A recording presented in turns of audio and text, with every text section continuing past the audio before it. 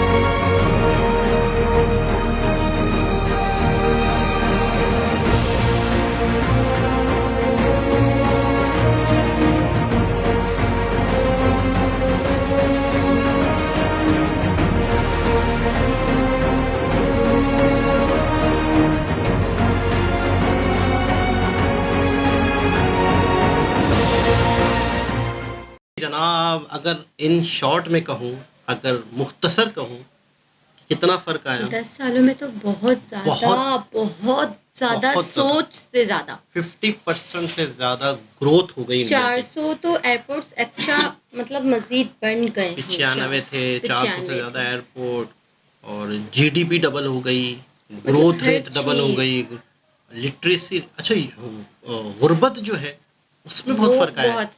دیکھیں کہاں پر 27% لوگ غریب ہوتے تھے انڈیا میں، اب صرف 7%. تو یہ اپنے آپ میں سمجھتا ہوں کہ ایک بہت بڑی اچیومنٹ ہے.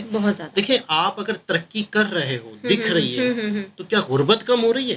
دیکھیں نا، سوچنے کی بات ہے نا کہ آپ ملک اچھا دکھ رہا ہے، کچھ علاقے بڑے ترقی کر گئے ہیں، کچھ یہ ہے، تو کیا ملک میں ایوریج غربت ختم ہو رہی ہے؟ لوگوں کی حالات زندگی بہتر ہو رہے ہیں یا صرف حکومت ہی امیر ہو رہی ہے؟ بالکل ایسا ہی ہوتا ہے کہ زیادہ تر حکومت امیر ہو رہی ہوتی ہے. جیسے ہمیں روڈز وغیرہ، بلڈنگس وغیرہ دیکھ کر ہم دیکھتے نہیں، یہاں پہ بھی امیر علاقے ہیں جیسے ڈیفینس وغیرہ یہ سب لے لیں، تو وہاں دیکھا جائے تو واقعی میں امیر رہتے ہیں. مطلب یہاں غربت ختم نہیں ہوئی، وہ مزید اتنی ہی بڑھ رہی ہے. شاید میرے خیال میں کہا جاتا ہے، اکثر لوگ گپ شپ کرتے ہیں کہ غریب بڑھ رہے ہیں، بہت غربت زیادہ، بڑھ رہی ہے، یعنی کہ مطلب پہلے جو مڈل کلاس تھے اب وہ غریب ہوتے جا رہے ہیں. بہت پہلے جو لوگ اپنے دال روٹی کچن کو پورا کرنے کے بعد تھوڑی سی لگژری لائف بھی گزارتے تھے. دیکھیں نا، نہیں گزار اچھا پا رہے ہیں. غربت جب حالات خراب ہوتے ہیں، کوئی شخص کسی شخص کی پرچیزنگ پاور کم ہوتی ہے نا، اس کا اثر ہر چیز پہ پڑتا ہے. مثال کے طور پہ ایک شخص پہلے لاکھ روپے کماتا تھا، وہ لاکھ روپے اڑاتا بھی تھا، ٹھیک ہے. اب جب وہ اڑاتا تھا تو اڑانے کا مطلب پتہ کیا ہے؟ اڑانے کا مطلب یہ کہ خریدتا تھا چیزیں. اچھا کہیں نہ کہیں وہ ریسٹورینٹ جاتا تھا، کہیں نہ کہیں وہ کپڑا سال میں 2-3 دفعہ بنا لیتا تھا، کہیں نہ کہیں وہ کچھ نہ کچھ پکنک پہ چلے جاتے تھے، کوئی نہ کوئی چیز ہوتی تھی. تو وہ جو ایکٹیویٹی ہوتی ہے نا، کون سی والی؟ پکنک، کھانا پینا، ہوٹل. ان ہوٹلوں سے، ان پکنک پوائنٹ سے، ان ٹھیوں سے لوگوں کی روزی چلتی تھی. بالکل ایسا ہی ہے. جب ایک شخص کی انکم کم ہوئی، اس نے خریداری کم کی، اس نے تو گھومنا آگے پھرنا، والوں کی کم آنے والے جو بیٹھے ہوئے وہ کہہ رہے ہیں یار خریدار نہیں ہے، بالکل اب سیل نہیں ہو رہی، یہ نہیں ہو رہا. اچھا پھر اس کی وجہ سے اس پہ اثر، اس کی وجہ سے پھر دوسرے پہ اثر. اب وہ کہیں دال روٹی خریدے گا، چاول خریدے گا، دودھ خریدے گا، تو وہ بھی کم کر دیا سیلریاں اس نے. وہی ہے نا، سیلریاں دیکھیں آپ وہی ہیں، وہی 30,000 32,000، اس میں کچھ بھی نہیں ہوتا. بالکل 20-22 ہزار کا تو صرف راشن آ جاتا ہے، اور کھا رہے ہی کیا ہے؟ صرف دال روٹی اور چاول، یہ سب چیزیں میں ہی کھا رہے اکثر ہیں، نہ دیکھتا کوئی ہوں کہ فروٹ اکثر نہ میں دیکھتا ہوں کہ ہمارے ملک میں زندہ رہنے کی جنگ چل رہی ہے. بس.